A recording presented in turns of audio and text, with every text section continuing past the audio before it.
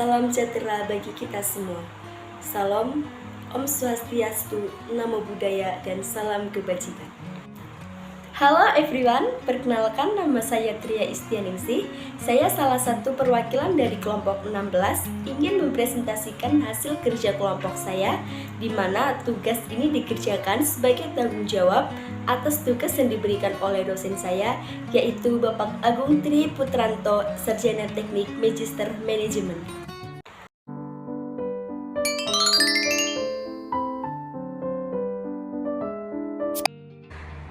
Assalamualaikum warahmatullahi wabarakatuh. Selamat pagi. Perkenalkan, nama saya Yola Febriana. Saya sebagai perwakilan dari kelompok 16, pembaca materi 18 yang berjudul memutuskan program pemasaran dan merencanakan organisasi pemasaran.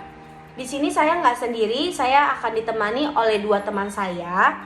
Pada materi 18 ini banyak komponen-komponen tentang program pemasaran dan merencanakan organisasi pemasaran.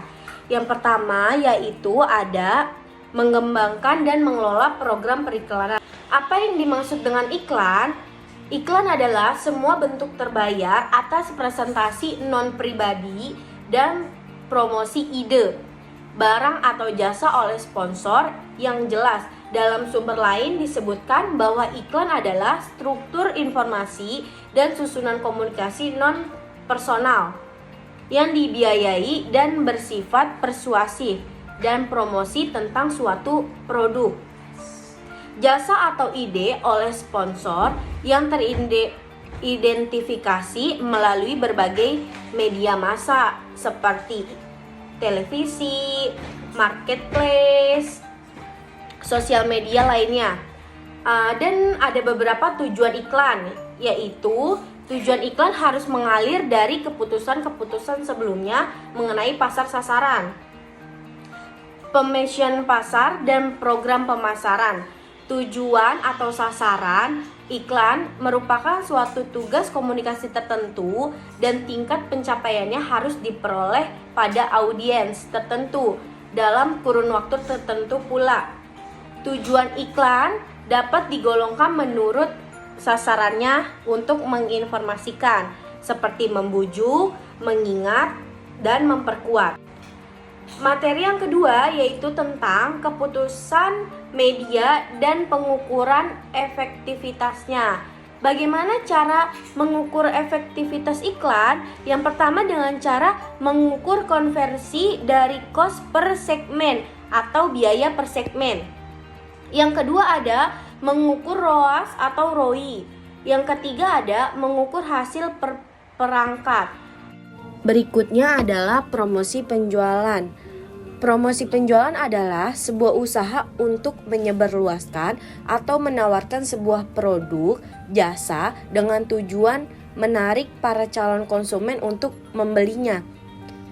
Sebuah bisnis usaha atau sebuah distributor akan mendapatkan angka penjualan dengan adanya sebuah promosi yang tepat yang dijalankan dengan baik dan benar. Adapun di sini beberapa tujuan dari penjualan antara lain yang pertama adalah untuk menyebarluaskan informasi sebuah produk kepada calon konsumen. Yang kedua ada untuk memperoleh konsumen baru dan menjaga loyalitas konsumen. Yang ketiga ada untuk menaikkan omset penjualan. Yang keempat untuk memberitahukan keunggulan suatu produk dibandingkan produk kompetitor. Yang kelima untuk membangun citra atau branding di mata konsumen. Dan yang terakhir yaitu yang keenam untuk mengubah tingkah laku dan juga pendapat konsumen terhadap suatu produk tersebut. Saya akan melanjutkan materi yang telah disampaikan oleh teman saya Yola Febriana. Memutuskan program pemasaran. Program pemasaran merupakan suatu bagian dari suatu desain untuk mencapai suatu tujuan. Tujuannya yaitu untuk menciptakan nilai bagi konsumen dalam kondisi tetap menguntungkan perusahaan atau konsep pemasaran saat ini. Suatu hubungan yang saling menguntungkan.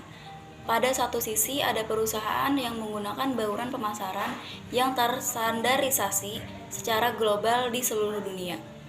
Standarisasi produk, komunikasi, dan saluran distribusi menjadikan biaya terendah. Presentasi selanjutnya akan disampaikan oleh teman saya, Fiona Deliana.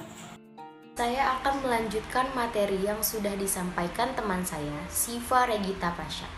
Hubungan masyarakat. Hubungan masyarakat atau sering disingkat HUMAS adalah praktik mengelola penyebaran informasi antara individu atau organisasi dan masyarakat. HUMAS dapat mencakup sebuah organisasi atau individu yang mendapatkan ekspor ke khalayak mereka menggunakan topik kepentingan publik, press, rilis, dan berita yang tidak memerlukan pembayaran langsung. Tujuan dari hubungan masyarakat oleh perusahaan sering untuk membujuk masyarakat, investor, mitra, karyawan, dan pemangku kepentingan lainnya untuk mempertahankan sudut pandang tertentu tentang hal itu, kepemimpinannya, produk, atau keputusan politik. Kegiatan umum termasuk berbicara di konferensi, memenangkan penghargaan industri, bekerja sama dengan pers, dan komunikasi karyawan. Terima kasih telah menyaksikan dan mendengarkan video animasi dari materi kami. Mohon maaf apabila ada tutur kata yang kurang tepat. Wabillahi taufiq wal hidayah. Wassalamualaikum warahmatullahi wabarakatuh.